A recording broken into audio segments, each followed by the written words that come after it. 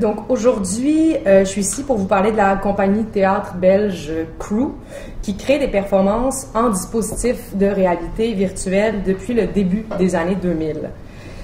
Cette présentation, c'est un peu le fruit de mes recherches à la maîtrise en théâtre à l'UQAM. Donc c'est l'addition des analyses que j'ai menées à la lumière d'un stage à Bruxelles dans les ateliers de la compagnie. Pendant ce stage, en novembre 2016, j'avais eu l'opportunité de mener des entrevues, notamment avec le directeur artistique, Éric Joris, et j'ai aussi eu la chance de plonger de manière assez exhaustive dans les archives de la compagnie, aussi de faire l'expérience de leurs œuvres performatives en réalité virtuelle. Vous pouvez d'ailleurs voir à l'écran une photographie de leur spectacle Terra Nova, présenté en 2012. Ce qui est particulier avec les œuvres de Crew, c'est qu'ils vont à l'encontre du courant populaire en réalité virtuelle qui mise massivement sur les caractéristiques immersives du média. Donc, c'est tout à fait vrai de penser que les systèmes de réalité virtuelle génèrent des expériences sensorielles qui sont singulières et qui agissent directement sur l'espace corporel de quiconque en fait usage. C'est inévitable, ce sont des systèmes qui possèdent des caractéristiques tout à fait immersives. Et c'est aussi pour cette raison, inévitablement aussi, que l'ensemble des développements techniques et aussi la création d'œuvres dans ces contextes spécifiques semblent guidés par un désir d'immersivité de plus en plus radical, une quête du sensationnel, de l'inédit. Donc, en marge de cet engouement-là, assez populaire, pour le potentiel immersif du médium, la compagnie Crew s'est saisie de ces systèmes très tôt, comme je le disais, au début des années 2000 quand même, pour y explorer autrement les codes d'une écriture expérientielle dans un contexte qui serait théâtral, qui serait performatif. Les œuvres de ces artistes-chercheurs évitent précisément l'immersion complète et unilatérale du corps dans l'environnement numérique. Ils le font en convoquant justement la présence de performeurs et de performeuses au sein de leur spectacle en réalité virtuelle. Donc, ces derniers ou ces dernières viennent toucher, guider, dialoguer, interagir avec la personne immergée, plaçant cette dernière au cœur d'une mise en oscillation entre les environnements qui seraient réels, physiques, et ceux qui seraient numériques, virtuels, perçus dans le visiocasque. Donc, je vais vous présenter les dispositifs dramaturgiques mis en place par Crew dans leur performance pour tenter un peu d'exemplifier en quoi le corps de la personne immergée se trouve performé, mais aussi performe les dispositifs techniques. Donc, en quoi ces mêmes procédés transforment le corps de l'immergé en l'unique trace et aussi la seule voie de conservation de ces œuvres éphémères. Donc, finalement aussi, comment le corps est le médium d'écriture d'une dramaturgie qui serait expérientielle. Donc, je voulais analyser comment le dispositif narratif, c'est-à-dire le texte énoncé et les images qui sont perçues dans le visiocasque, sont un prétexte à la véritable œuvre qui, elle, s'inscrit plutôt dans la chair, mais surtout dans le vertige du corps immergé. Donc, pour permettre peut-être une meilleure entrée en matière, je vous propose d'écouter un extrait de la performance Cape. Crew a créé une quinzaine d'œuvres en réalité virtuelle, dont 8 versions de la courte forme mobile Cape. Il y a Cape Bruxelles, Cape Kit, Tohoku, Voruit, Horreur, Dog et Drop. Donc, les performances Cape sont d'une durée approximative d'une quinzaine de minutes, dépendamment du format Cape. Elles sont portatives et elles peuvent être présentées facilement dans divers lieux. Donc, la vidéo qu'on va visionner à l'instant, vous allez pouvoir voir alternativement donc, le contenu vidéo qui est présenté dans le visiocasque, mais aussi les diverses actions réalisées en simultané par le performeur ou la performeuse sur le corps immergé.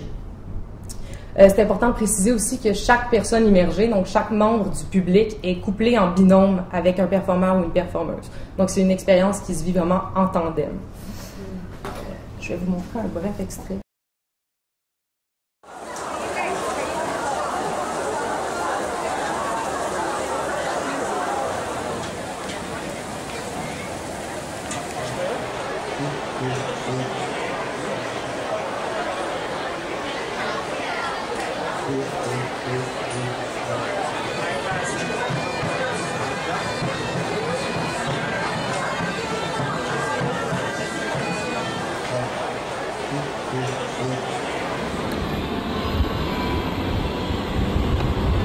Welcome in Brussels.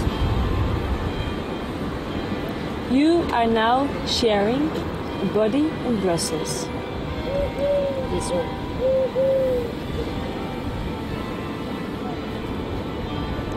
I'm your guide and your contact for the moment.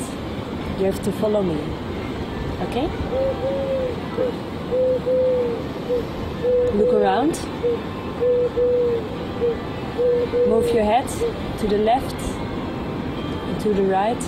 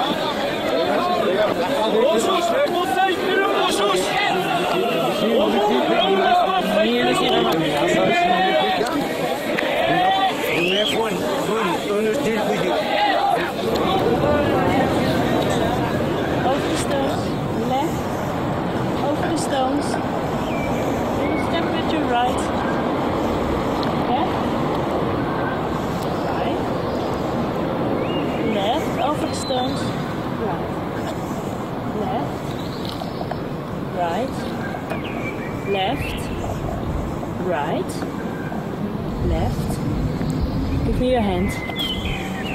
Come closer. Come. Turn.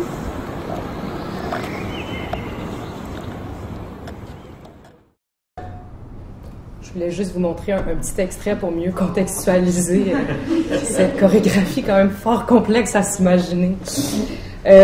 Donc, je vais prendre un petit moment pour exemplifier justement avec plus de précision le déroulement d'une œuvre comme Cape, dans le cas présent de Cape Bruxelles.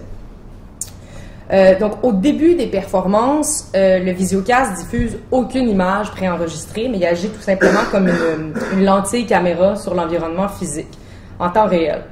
Un performeur ou une performeuse demande à l'immergé de s'asseoir sur une chaise et de positionner ses propres mains devant lui, les paumes contre la table. Donc, à ce moment précis, la personne immergée voit ses propres mains à travers le fil de l'image vidéo en direct. Quelques secondes plus tard, il y a une vidéo préenregistrée qui apparaît dans le Visiocast. On a pu voir l'image, notamment de l'actrice habillée en jaune. Donc, c'est la première image de Cape Bruxelles. Donc, ce sont alors les mains parfaitement inconnues d'un acteur que l'immergé voit apparaître sur l'interface. Toutefois, l'image présentée des mains de cette autre personne correspond précisément à l'emplacement où les mains de l'immergé figurent dans l'environnement physique. Il y a donc une superposition d'images et de réalités qui se télescopent. Donc, l'immergé comprend aisément que ces nouvelles mains dans l'image vidéo ne sont pas les siennes. La plupart des immergés ont pour premier réflexe de vérifier la véracité de la situation en bougeant les mains, vérifier que ça ne concorde plus.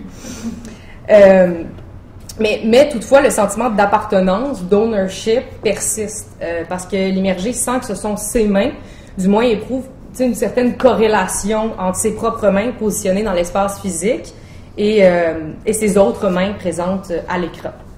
Donc, le schéma corporel de la personne immergée est alors infléchi et c'est vraiment là où tout l'art de Crew réside, c'est-à-dire dans cet interstice cognitif, cet espace transitionnel comme ils le nomment eux-mêmes. Alors, pour renforcer ce sentiment de déprivation sensorielle, le performeur ou la performeuse vient toucher la main de la personne immergée au même moment où une main touche celle présente dans la vidéo préenregistrée. Donc, le fait que les mains représentées à l'écran et celles de l'immergé dans l'environnement physique soient touchées simultanément permet à l'immergé non pas de sentir une expérience de confluence radicale, c'est-à-dire d'immersion totale avec le médium, mais plutôt d'éprouver la stratification, justement, des degrés de présence à l'œuvre. C'est un phénomène qui, d'ailleurs, porte le nom de la Rubber Hand Illusion, donc l'illusion de la main de caoutchouc. C'est une expérience qui avait été menée par les neuroscientifiques Botnevic et Cohen en 1998 et qui consistait à brosser une main de caoutchouc doucement, au même moment où on brossait la main d'un sujet pendant que ce dernier observait la main de caoutchouc. Donc, selon cette étude, le sujet a justement tendance à sentir que la main de caoutchouc est la sienne. Il ressent un sentiment d'ownership tout en ayant conscience intellectuellement que c'est pas sa main, que c'est pas la sienne. Donc, cette corrélation entre l'image perçue et la sensation ressentie insuffle un sentiment de doute chez la personne immergée. Sentiment de doute que le dramaturgue et théoricien Kurt Van Hout nomme justement la négociation sensorielle. Et cette stratégie neurocognitive a été récupérée par Crew. Elle est vraiment au cœur de leur dramaturgie, parce qu'elle s'ancre précisément dans cette négociation sensorielle entre les sentiments d'appartenir, d'être et d'évoluer dans des environnements simultanément, on va y arriver, physiques et numériques. Donc, loin de vouloir flouer le spectateur ou la spectatrice dans une immersion complète, tout le jeu des performances de Crew réside justement dans l'oscillation entre ces espaces. Cette mise en oscillation du corps immergé implique que le travail de Crew ne s'inscrit pas véritablement dans une expérience de réalité virtuelle, mais plutôt dans une réalité alternée. Parce que le média en tant que tel, c'est bien sûr celui de la réalité virtuelle, mais l'écriture des performances relève, selon moi, davantage de la réalité alternée, parce que l'expérience est basée sur une alternative aux notions binaires de réel et de virtuel, et aussi sur une alternance entre les environnements physiques et virtuels. Donc, la notion de réalité virtuelle désigne assurément le dispositif de visionnement en tant que tel, donc l'interface en soi, mais la dramaturgie dans laquelle ces dispositifs nous impliquent relève surtout d'une alternance vertigineuse entre le ici et maintenant, ni ici ni maintenant, ici mais pas maintenant, pas ici ni maintenant. Donc c'est une expression de la compagnie qui a longtemps été un leitmotiv au cœur de leur processus créatif pendant leur cycle de création en réalité virtuelle. Les partitions des spectacles immersifs reposent précisément sur cette formule qui vise à entrelacer et nouer les temps et les espaces dans un jeu de mise en oscillation. Donc, en ce sens, les performances ne se limitent pas à ce que l'on voit dans le visiocasque, mais bien à ce que l'on ressent globalement quand on se trouve dans l'oscillation entre espace et temporalité réelle et virtuelle. Donc, leur travail souligne non pas une opposition entre deux mondes, mais encourage plutôt la formule du relais. Donc, ces œuvres nous poussent surtout à intérioriser corporellement ce dualisme qui oppose traditionnellement le réel au virtuel. Ici, l'expérience performative ne se situe plus uniquement dans l'environnement physique ni dans l'environnement numérique. On peut assurément se demander où se situe-t-elle. Mon postulat est que l'œuvre repose dans le corps, qui est le seul réceptacle et l'unique archive du spectacle. Donc, les stratégies et les procédés d'immersion proposés par Crew permettent de structurer l'expérience de la spectatrice et du spectateur afin de le rendre à la fois protagoniste, sujet et archive de l'œuvre. Donc, sans son corps, sans son agentivité et son vertige, l'œuvre échoue et trouve aucun support sur lequel inscrire une trace. Par conséquent, ce serait donc son vertige cognitif qui ferait spectacle. Donc, pour favoriser l'émergence de ce vertige cognitif, les performances privilégient la présence d'une double dramaturgie qui opère entre narrativité et corporéité. J'ai quand même fait des petits schémas, c'est gentil. Donc, la complexité et la richesse d'une œuvre comme Cape reposent sur la présence de deux lignes narratives distinctes qui s'entrelacent. Les véritables modes d'écriture de l'œuvre émergent de cette double dramaturgie.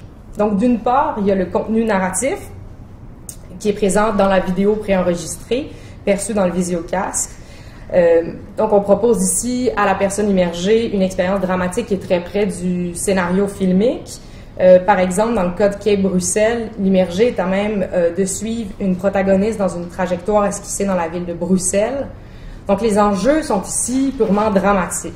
Donc, on circule d'une scène à l'autre à travers une succession de lieux et d'espaces où on rencontre des personnes qui agissent comme des moteurs de l'action.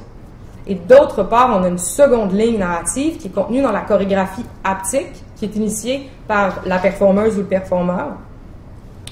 Toutes les interactions avec le corps de l'immergé dans l'environnement physique, lorsqu'on touche, guide, dirige, modifie les trajectoires.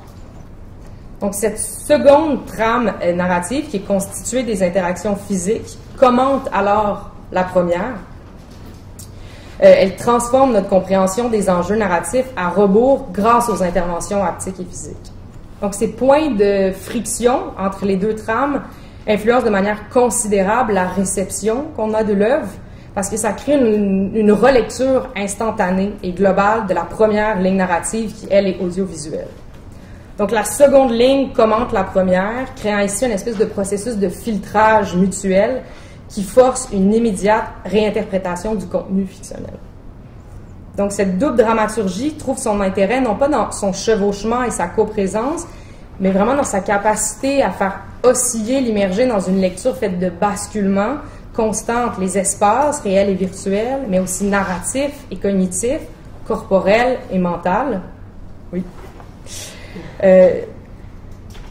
Donc, toute notion de perspective centrale est annulée, parce que ce qui prime ici, c'est pas de voir ni de comprendre la fiction, mais d'intérioriser la multiplicité des points de vue à travers une immersion, pour reprendre les mots de Bruno Trentini, qui serait non transparente, c'est-à-dire non radicale et non totalement immersive. Ce serait plutôt une immersion qui se dévoile dans sa distanciation ponctuelle avec l'environnement immersif. Donc, cette structure double de l'œuvre place l'immergé dans une tension perpétuelle, une perspective multimodale où l'engagement du corps est le lien qui vient remédier à toute forme de binarité. Donc, prises séparément, les deux lignes narratives sont d'un intérêt mineur. Toutefois, c'est vraiment la mise en oscillation entre les temps et les espaces qui prédispose le corps à vivre une expérience perceptivo-narrative. Donc, au sens où les récits auxquels nous sommes exposés ne sont pas constitués d'action, mais plutôt de sensations. Donc, le véritable espace dramatique est un peu sous-jacent aux tactiques visuelles instaurées par le port du visiocasque, parce qu'il est situé dans l'espace du corps comme lieu de la représentation. Ce drame minimaliste, si je peux me permettre, cet infrarécit, prend la forme d'une ondulation, d'un vertige qui nous implique inévitablement dans une réflexion plus vaste. D'où vient cette fascination collective pour les technologies actuelles? Quelle est la place de celle-ci dans notre monde contemporain? Donc, en conclusion, dans les performances de Crew, les immergés ne sont pas appelés à vivre une immersion totale, comme je l'ai dit, mais bien au contraire à éprouver la friction entre les temps et les espaces de deux mondes que l'on désire toujours voir séparés. Donc, en décloisonnant le spectre de la réalité, le travail de Crew permet précisément d'abolir cette binarité entre le réel et le virtuel. Donc voilà. Merci de votre patience.